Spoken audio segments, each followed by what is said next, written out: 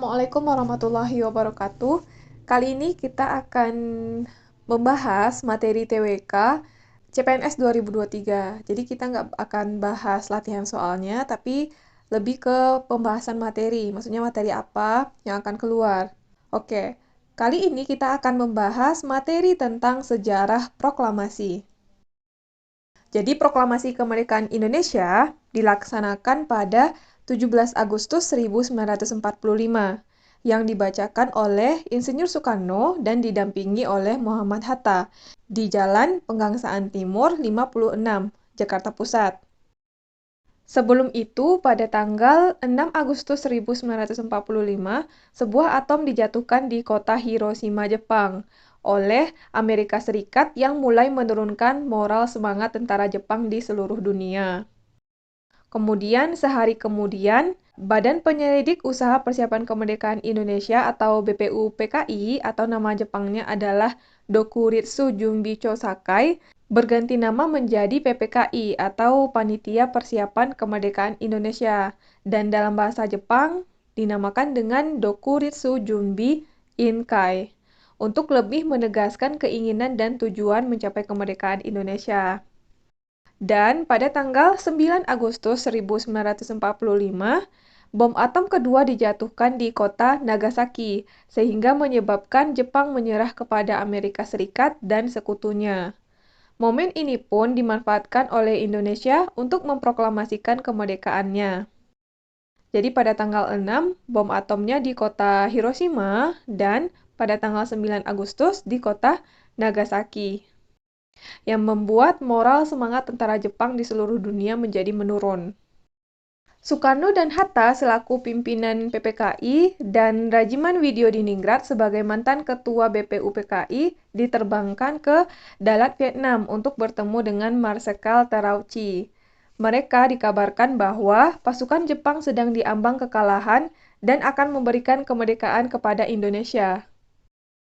Sementara itu di Indonesia, pada tanggal 10 Agustus 1945, Sultan Syahrir telah mendengar berita lewat radio bahwa Jepang telah menyerah kepada sekutu.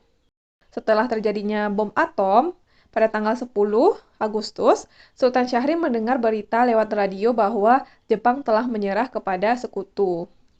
Dan pada tanggal 12 Agustus 1945, Jepang melalui Marsekal Terauchi di Dalat, Vietnam mengatakan kepada Soekarno-Hatta dan Rajiman bahwa pemerintah Jepang akan segera memberikan kemerdekaan kepada Indonesia dan proklamasi kemerdekaan dapat dilaksanakan dalam beberapa hari tergantung cara kerja PPKI. Meskipun demikian, Jepang menginginkan kemerdekaan Indonesia berlangsung pada tanggal 24 Agustus 1945.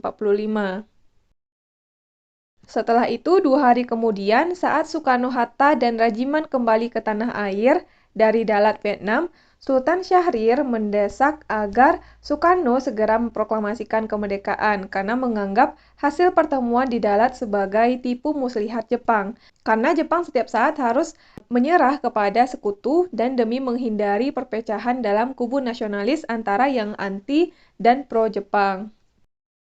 Pada tanggal 14 Agustus 1945, Jepang menyerah kepada sekutu. Tentara dan Angkatan Laut Jepang masih berkuasa di Indonesia karena Jepang telah berjanji akan mengembalikan kekuasaan di Indonesia ke tangan sekutu. Kemudian, Sultan Syahrir, Wikana, Darwis, dan Khairul Saleh mendengar kabar ini melalui radio BBC. Setelah mendengar desas-desus Jepang bakal bertekuk lutut, golongan muda mendesak golongan tua untuk segera memproklamasikan kemerdekaan Indonesia. Namun, golongan tua tidak ingin terburu-buru, mereka tidak menginginkan terjadinya pertumpahan darah pada saat proklamasi. Konsultasi pun dilakukan dalam bentuk rapat PPKI. Golongan muda tidak menyetujui rapat itu, mengingat PPKI adalah sebuah badan yang dibentuk oleh Jepang. Mereka menginginkan kemerdekaan atas usaha bangsa kita sendiri, bukan pemberian Jepang atau bukan hadiah dari Jepang. Jadi golongan muda ingin kemerdekaan atas usaha bangsa sendiri, bukan dari pemberian atau hadiah dari Jepang. Makanya golongan muda menginginkan golongan tua segera untuk memproklamasikan kemerdekaan Indonesia, atau golongan muda mendesak golongan tua untuk segera memproklamasikan kemerdekaan Indonesia. Soekarno dan Hatta mendatangi penguasa militer Jepang untuk memperoleh konfirmasi di kantornya di Koningspain. Tapi, kantor tersebut kosong. Soekarno dan Hatta bersama Subarjo kemudian ke kantor Bukanfu Laksamana Muda Maeda di Jalan Medan Merdeka Utara, atau Rumah Maeda di Jalan Imam Bonjol 1. Sepulang dari Rumah Maeda, Soekarno dan Hatta segera mempersiapkan pertemuan PPKI pada 16 Agustus pukul 10 pagi. Keesokan harinya, di kantor Jalan Pejambon nomor 2 guna membicarakan segala sesuatu yang berhubungan dengan persiapan.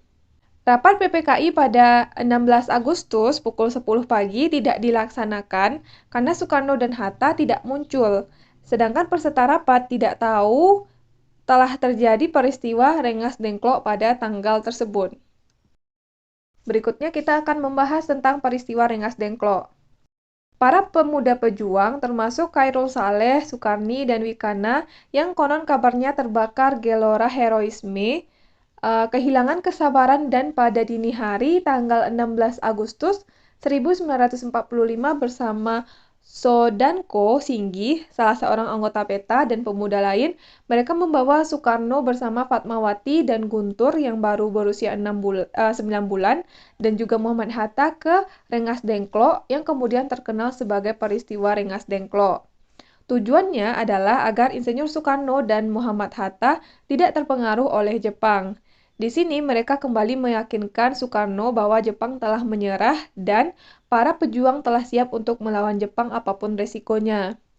Sementara itu di Jakarta, golongan muda, Wikana, dan golongan tua yaitu Mr. Ahmad Subarjo melakukan perundingan. Mr. Ahmad Subarjo menyetujui untuk memproklamasikan kemerdekaan Indonesia di Jakarta. Maka diutuslah Yusuf Kunto untuk mengantar Ahmad Subarjo ke Rengas Dengklok. Mereka pergi untuk menjemput Insinyur Soekarno dan Muhammad Hatta kembali ke Jakarta. Mr. Ahmad Subarjo berhasil meyakinkan para pemuda untuk tidak terburu-buru memproklamasikan kemerdekaan, mengingat bahwa Hotel Des Indes tidak dapat digunakan untuk pertemuan setelah pukul 10 malam. Maka tawaran Laksamana Muda Maeda untuk menggunakan rumahnya sebagai tempat rapat PPKI diterima oleh para tokoh Indonesia. Kemudian Soekarno, Hatta menuju rumah Laksamana Muda Maeda guna melakukan rapat untuk menyiapkan teks proklamasi. Penyusunan teks proklamasi dilakukan oleh Soekarno, Hatta, Ahmad Subarjo, dan disaksikan oleh Sukarni, BM Diah, Sudiro, dan Sayuti Melik.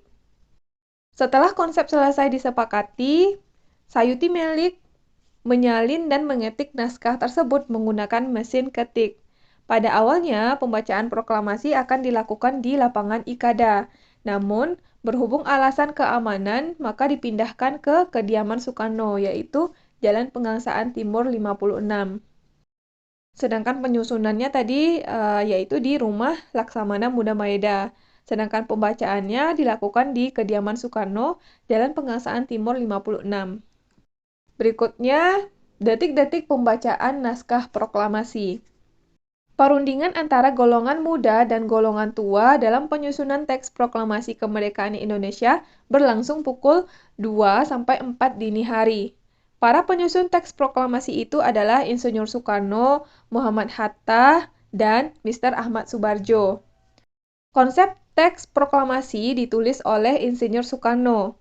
Di ruang depan hadir BM Diah, Sayuti Melik, Sukarni, dan Sudiro. Sukarni mengusulkan agar yang menandatangani teks proklamasi itu adalah IR Soekarno dan DRS Muhammad Hatta atas nama bangsa Indonesia. Jadi yang mengusulkan supaya teks proklamasi itu ditandatangani oleh Insinyur Soekarno dan DRS Muhammad Hatta atas nama bangsa Indonesia adalah Sukarni. Teks proklamasi diketik oleh Sayuti Melik. Pagi harinya, 17 Agustus 1945, di kediaman Soekarno, Jalan Pegangsaan Timur 56, telah hadir antara lain Suwirjo Wilopo, Gafar Pringgodikdo, Tabrani, dan Trimurti.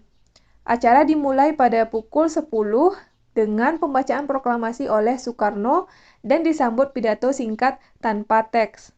Kemudian bendera merah putih yang telah dijahit oleh Fatmawati dikibarkan, disusul dengan sambutan oleh Suwirjo, yaitu wakil wali kota Jakarta saat itu, dan Muwardi yang merupakan pimpinan barisan pelopor.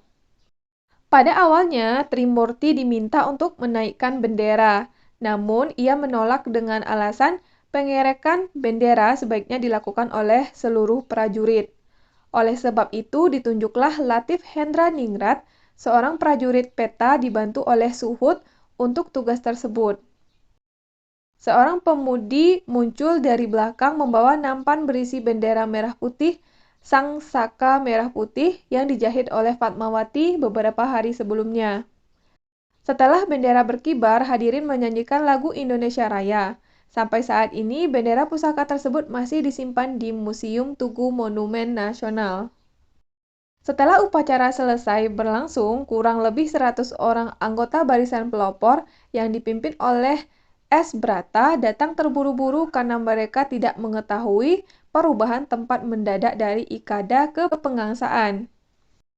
Mereka menuntut Soekarno mengulang pembacaan proklamasi, namun ditolak oleh Soekarno. Akhirnya, Muhammad Hatta memberikan amanat singkat kepada mereka.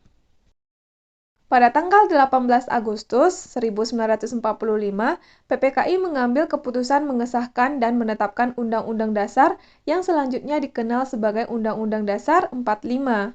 Dengan demikian, terbentuklah Pemerintahan Negara Kesatuan Indonesia yang berbentuk republik atau kita sebut dengan NKRI atau Negara Kesatuan Republik Indonesia dengan kedaulatan di tangan rakyat yang dilakukan sepenuhnya oleh MPR yang akan dibentuk kemudian.